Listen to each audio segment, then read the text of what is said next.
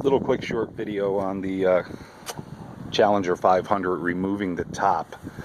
I'm moving cross country and it's too tall to fit in the truck. It's going to be in an enclosed truck, so I had to take the top off. It's actually pretty easy. The tools you need are a 5/16 Allen head, a 14 millimeter socket, 14 millimeter wrench, and a 13 millimeter wrench. And I should have done this before I took the top off, but obviously you take the bolts out at all four corners. The seat belts have to come out.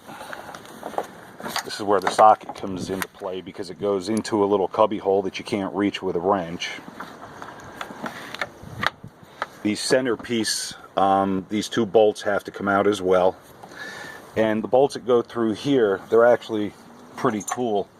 They're these double-sided through bolts. This is what the Allen wrench is for, and they fit through here on each side.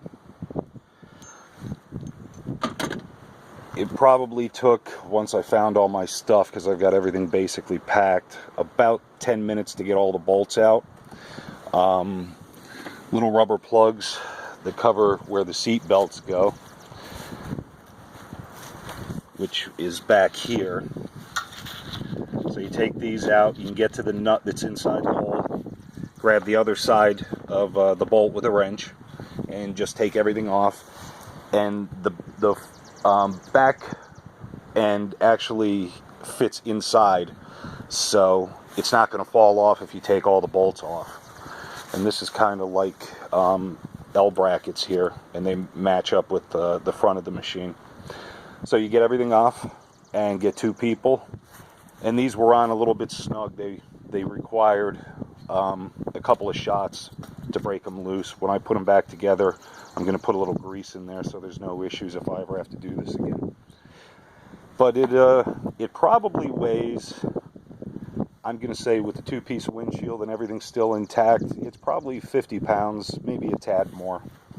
But two people can move it with no problems.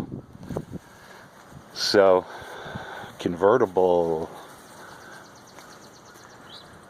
Yeah, like I said, I should have done it before I pulled it off to show exactly what's going on, but it is pretty easy. So if you have to do it, that's how to do it. Take care.